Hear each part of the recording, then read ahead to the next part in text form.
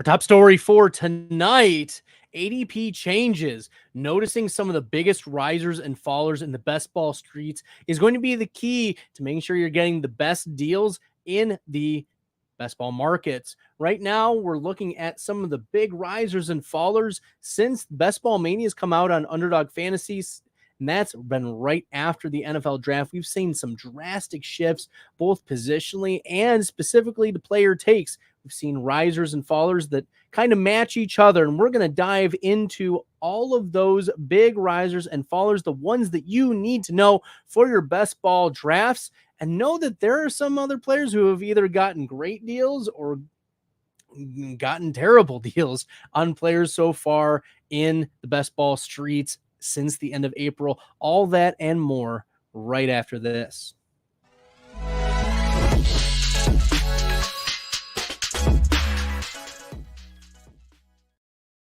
So there's something in best ball called closing line value. That means where did you draft a particular player? Compare that to where does their final ADP settle? And the key is to get the best closing line value that you can, because of course that's how an efficient market is going to give you the best value. You want to have as much value as possible. You think about gating players who increase value over the course of the season, the off season, in fact, because there's more information, there's more news, there's reasons why the market is shifting their opinion on particular players. And maybe there's some positional shifts that we'll talk about those things that we notice in terms of big risers and fallers positionally. But when it comes to particular player takes, you'd rather have 12th round, 13th round TJ Hockenson than 8th round, 10th round. You rather have 2nd round, 3rd round Marvin Harrison Jr. than 1st round Marvin Harrison Jr. It just makes sense. You're able to get what is perceived the best value. And so when we're looking at some of the players who have risen and those who have fallen, we're already starting to see some changes, and whether we can evaluate, is this going to be an insurmountable amount of market loss, or is there going to continue to be gains for particular players?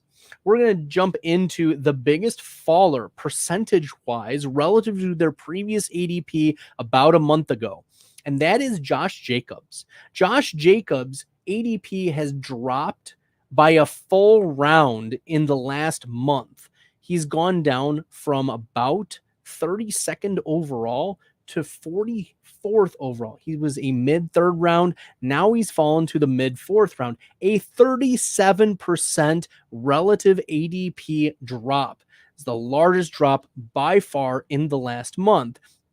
And I think there's two things going on. One is the initial news that Josh Jacobs isn't 100%. He's working off on the side with the trainers already.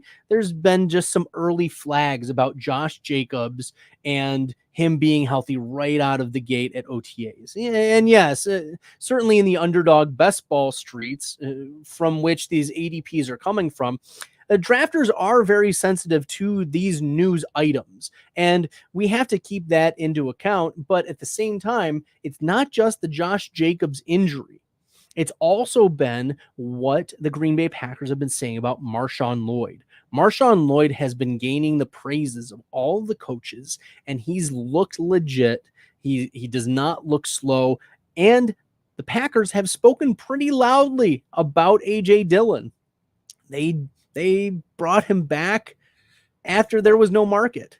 They let him go into free agency and said, you know what, we'll bring you back on this very bizarre, weird free agent re-signing deal that only Bill Belichick uses. Is some obscure re-signing, an restricted free agency. Not really. It's just that no one else wanted him, and so he came back to the Packers. But the Packers are looking to the future. A.J. Dillon's not the future. Marshawn Lloyd is the future of the Green Bay Packers. If you look at the Josh Jacobs contract, yes, the Packers could be on the hook for 4 years, but they're probably not. If Josh Jacobs does not pan out, or Marshawn Lloyd is a player that just completely takes over, great, they'll move on from Josh Jacobs.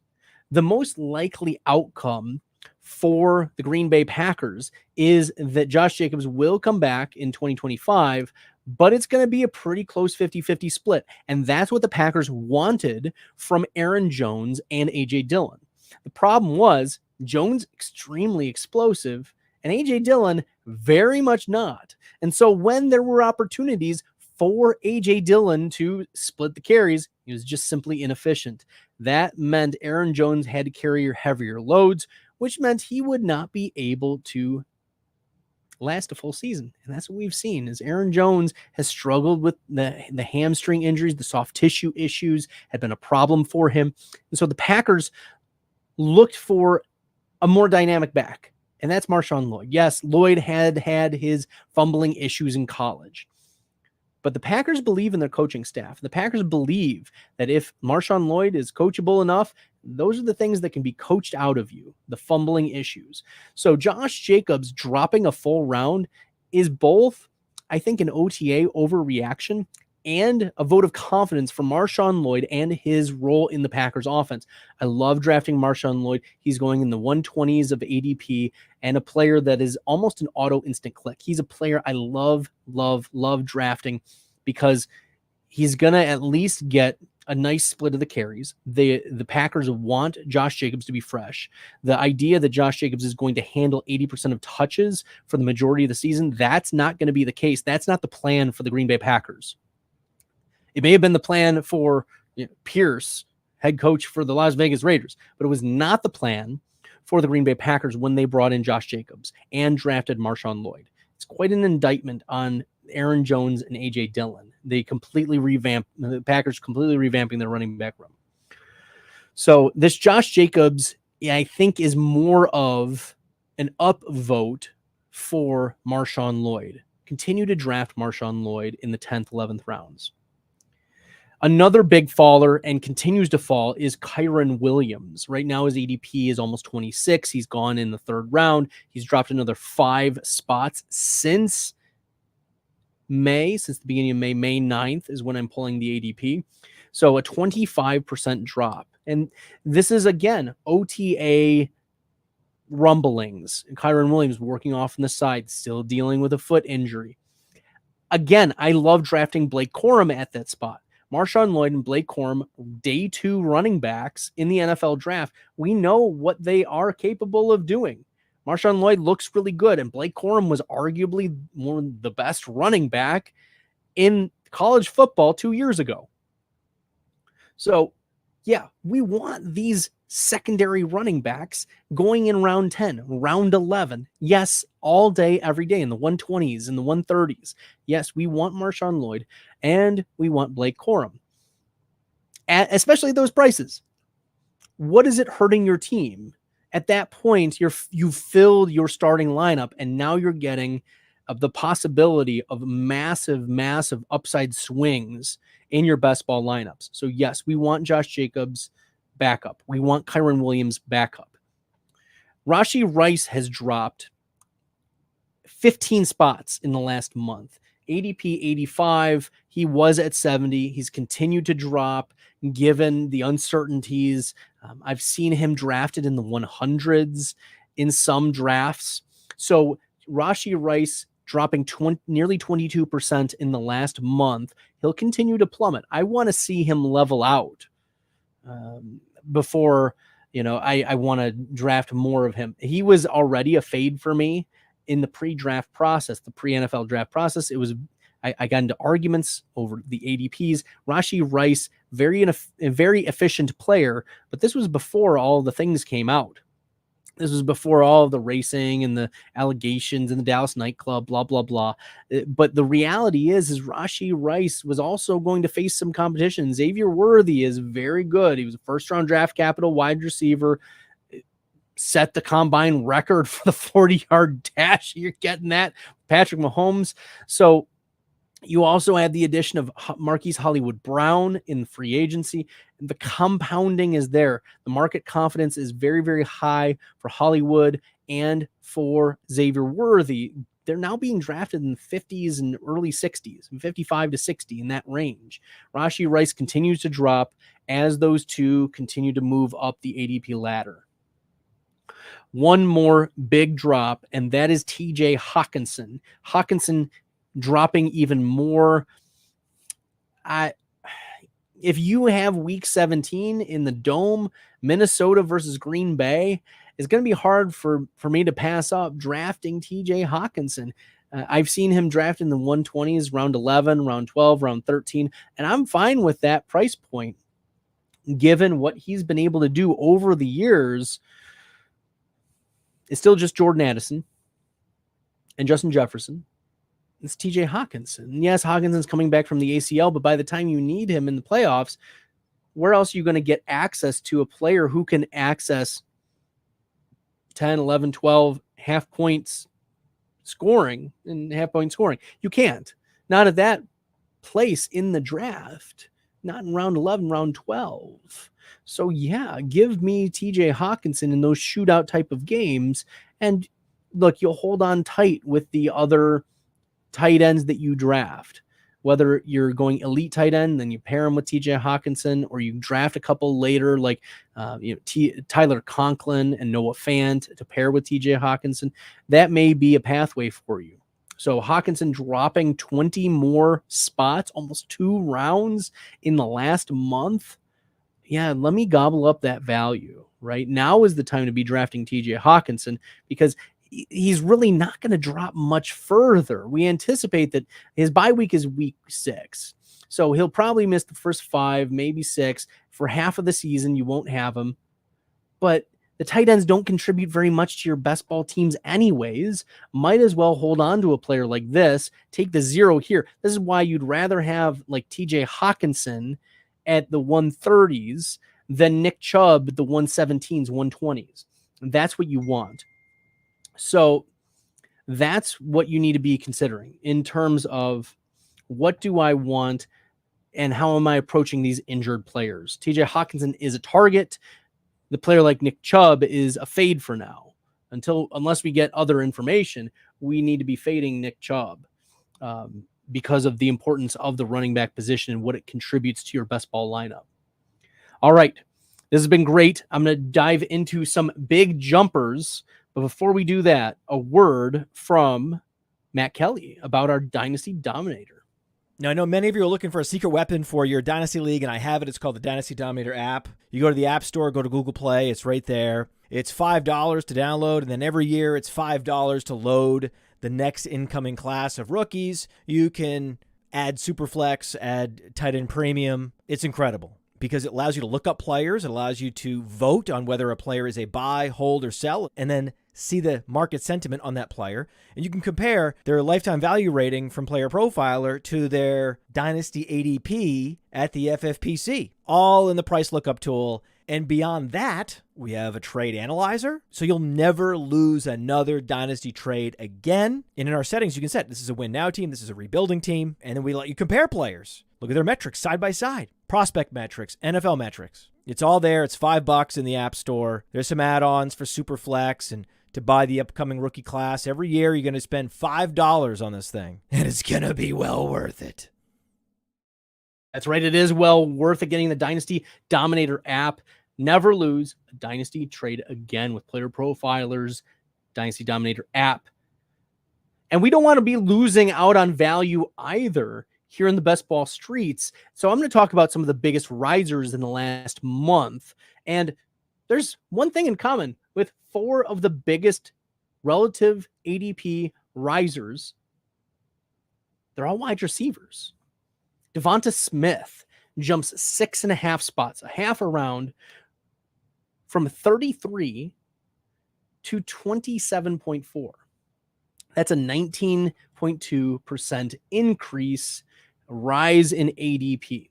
So DeVonta Smith, there's been a lot of intrigue about DeVonta Smith. And I wonder if there is, the extension is a nice thing that he got this offseason. But the other part that I want the listeners and viewers to be taking into account is the stacking strategy for those who are drafting Philadelphia players. So let's just take a moment and think about how the draft is going to go, right? Typically, AJ Brown is going at the end of the first round. Yeah. So he's going at the end of the first round. You come back around and maybe you want to tap Saquon, maybe you don't in round 2. But you've got possibility of AJ Brown in round 1. And then you come back, Saquon Barkley in round 2. In round 3, DeVonta Smith. And then round 4, maybe sometimes round 5. I've seen Jalen Hurts fall to round 5 in some of these underdog drafts. Jalen Hurts. So you could get a combination of 2, 3, or 4 of the Philadelphia Eagles. And maybe you don't want all of Philly. Maybe you want to pass on Jalen Hurts and you think it's going to be Saquon. But you want, maybe you go CeeDee Lamb and then you go, I don't think you get Saquon on the way back, but you can go CeeDee Lamb, DeVonta Smith, Jalen Hurts, right? You can go that route. And that's like in the week 17 Philadelphia-Dallas matchup, which is going to be really juicy. We want pieces of that game. So DeVonta Smith, because of the week 17, Dallas with CeeDee Lamb and with all of the other Philadelphia pieces is continuing to rise. The other component is that wide receivers in general have been rising overall. If we look at the biggest risers, 7 of the 8 biggest risers that I'll talk about are wide receivers. The next is Jaylen Waddle. Waddle has jumped only 4.7 spots. Fine. But it's 23.6 overall. He is a second round pick now. And this is a 16.6% increase in ADP, a rise in ADP. So now Jaylen Waddle, who was previously a third round pick and was going behind Devon Achane, is now going ahead of Devon Achane.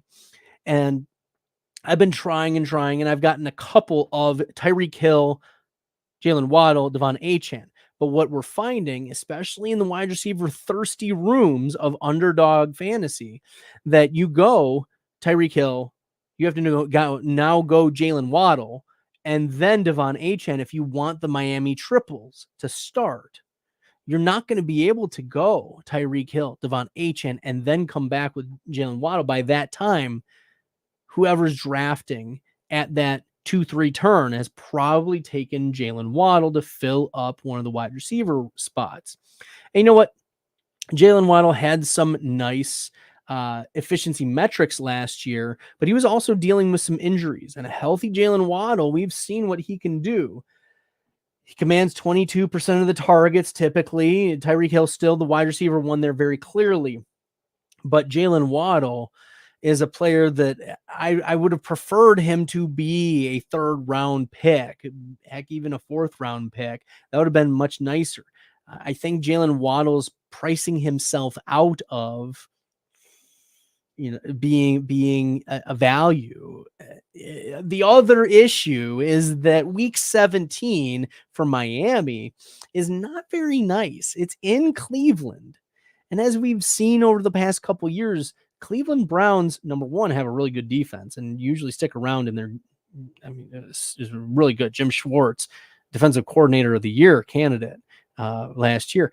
But it's also in Cleveland, Ohio, which, as we remember, week 17 from a couple years ago, it was a Taysom Hill game for New Orleans. They were rushing the ball because it was snowing and it was cold. It was nasty. It was yucky. It was disastrous. It was not ideal situation for fantasy for a Miami Dolphins team traveling to Cleveland at the end of the season.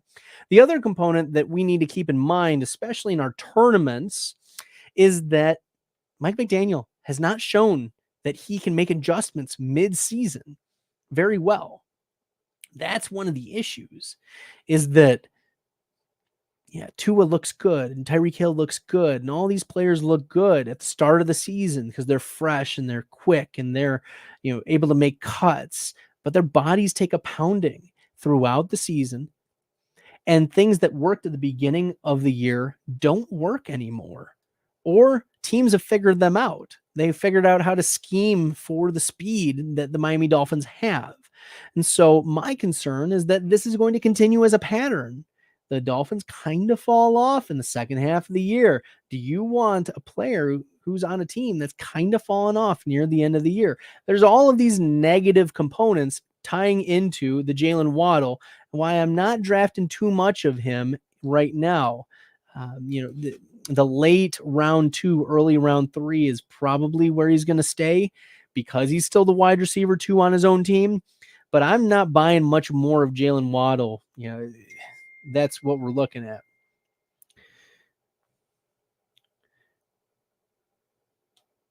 As I said, most of the other players are wide receivers. Dontavion Wicks is getting a lot of positive buzz in Green Bay Packers camp, and there's been a lot of chatter, and Wicks was the wide receiver 28 in PFF receiving grade last year. He was wide receiver, like in the 50s, 60s in best ball value rating. He wasn't overly impressive, but he had a couple big games. And I think that the Green Bay Packers are viewing this as a wide receiver 1 by committee scenario, where it's Romeo Dobbs 1 week, it's Christian Watson 1 week, it's Jaden Reed 1 week, and it's Dontavion Wicks 1 week. They're looking at all of these players as role players who can make the Packers a very dangerous team. But Wicks is going to have to overtake Romeo Dobbs. That's his pathway to success. Christian Watson is not coming off the field. He's just too good. The only way Watson comes off the field is because of injury. But that's a whole other story. We've talked about that at length here on Player Profiler. But Dontavion Wicks is very interesting. He's jumped almost 22 spots, almost 2 rounds in the last month because of the hype and because of that increase. Okay. A few others. Jameson Williams. I spoke about this last week on the FFPC Hard Way Draft Analysis podcast. And with Dan Williamson, Jameson Williams is getting the vote of confidence from Dan Campbell. That's what matters in this football game, right? Does your head coach have your back? And it seems like Jameson Williams has the full confidence of Dan Campbell. Dan Campbell is called him the most improved player from OTAs. He said he's a man on a mission. The Detroit Lions did not draft a wide receiver. They did not sign any meaningful wide receivers in free agency. They signed a couple UDFAs. That's it. Just some bench fodder. The Lions spoke loudly about Jameson Williams being an important part of their team, and he pegs in very nicely as the wide receiver 2 behind Amon-Ra St. Brown. Because of his speed and because of his dynamism, the Detroit Lions are going to manufacture some touches for him, and to get him at 87.1, great. I think this is going to continue to rise as he stays healthy, as he continues to gain the trust of Dan Campbell. We're here for it. So I like the Jameson Williams increase. A few other players who have increased is Zay Jones. Could be the wide receiver 2-3 on Arizona. It's clearly going to be Marvin Harrison Jr. and Trey McBride as the top 2 pass catchers. And then, is it Michael Wilson? Maybe it's Michael Wilson. But Zay Jones is going to play on the outside. Is it Zay Jones or Michael Wilson who's going to play on the outside? Yes, the coaches have come out. Jonathan Gannon has come out and said, "Oh, Michael Wilson can work anywhere and play any position in the X, Y, or Z." Sure, fine. We'll believe it when we see it. But Kyler Murray said if Greg Dortch was 6'5", he'd be a top 5 wide receiver in the NFL. There's a lot of confidence that the Arizona Cardinals will just stick Greg Dortch into the slot. And we've seen Greg Dortch have explosive best ball games. So I'd prefer Greg Dortch over Zay Jones. Zay Jones' pathway is by touchdown upside. Greg Dortch doesn't need the touchdowns. He's got the PPR slot dependability. And Kyler Murray has rapport and chemistry with Greg Dortch that we've seen over the last couple of years when Rondale Moore has been out. Rondale Moore is gone now. So I prefer Greg Dortch significantly over Zay Jones. And I think I prefer him over Michael Wilson, given that there's some ambiguity in the role for Michael Wilson. Wilson's going to have to beat out Greg Dortch for the slot role. Or Michael Wilson's going to have to beat out Zay Jones. He's going to have to beat somebody. 3 more big risers, and then we'll call it a night. D'Onta Foreman has increased his ADP by a round and a half. With Nick Chubb confirmation that he's, yes, on pace, but probably not going to be ready for the start of the year is not surprising. It was a disastrous knee injury. He's going day by day. The Browns certainly have confidence in Nick Chubb eventually, but not in the immediate future. And I think D'Onta Foreman could be good enough to beat out Jerome Ford. And so D'Onta Foreman, who played admirably last year, could be very good this year.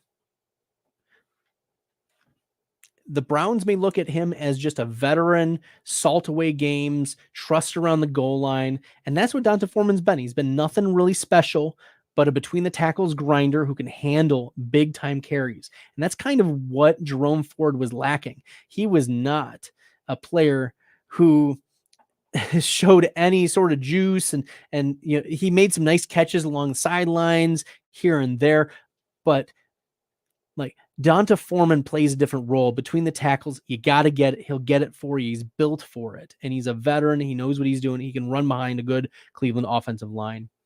The last 2 players who have increased their ADPs the most, Rashad Bateman and Jalen Tolbert. It's just based on OTA chirping right now. There's nothing concrete, and the best version of themselves, greatest. They're in they're feeling great. They're going to have a breakout year, blah, blah, blah. Rashad Bateman, Jalen Tolbert. Like, sure, Jalen Tolbert has the opportunity behind Brandon Cooks and CeeDee Lamb. Maybe.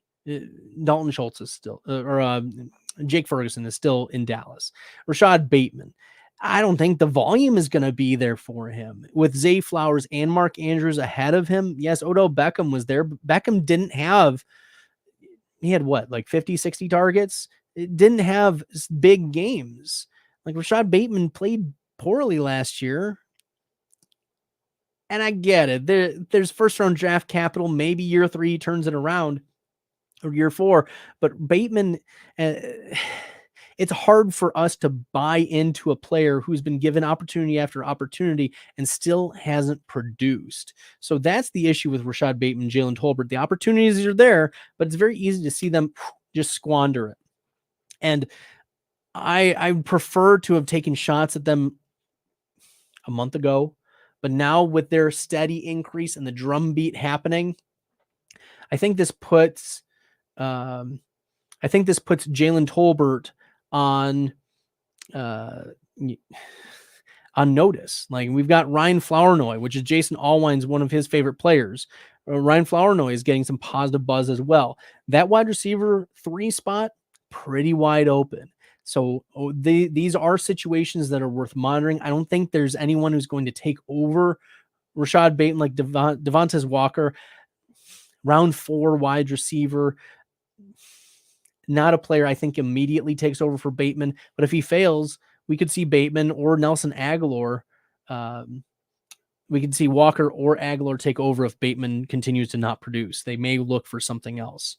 So, yeah, these are some of the players, the big risers, big fallers over the last month. I hope this was helpful for you to get some bearings. If you haven't jumped into an underdog draft, make sure you jump in and use the promo code UNDERWORLD. Gives you 50% deposit bonus up to $250. So that's $375 with a $250 the first time deposit. So promo code UNDERWORLD, use it. I'm Bradley Stalder. You can follow me on the X Machine at FF Stalder. I'm also the news director. Make sure you're going to playerprofiler.com/news. Bookmark that website. We've got some great content creators updating the news every day to make sure you are up to date on what is happening around the NFL. What is the fantasy relevant spin? What should your opinions be? What are the ranges of outcomes for the news item that drops? And we got some videos and the YouTube channel. Make sure you're smashing the subscribe button on the YouTube channel. Until next time, everyone, good luck in the fantasy football streets. Hey, I want to thank you for being part of this broadcast. If you have any thoughts on it, leave a comment. If you enjoyed it, make sure you leave a like. And if you want to see more shows on the Player Profiler channel, subscribe to it. That's how we know you want more.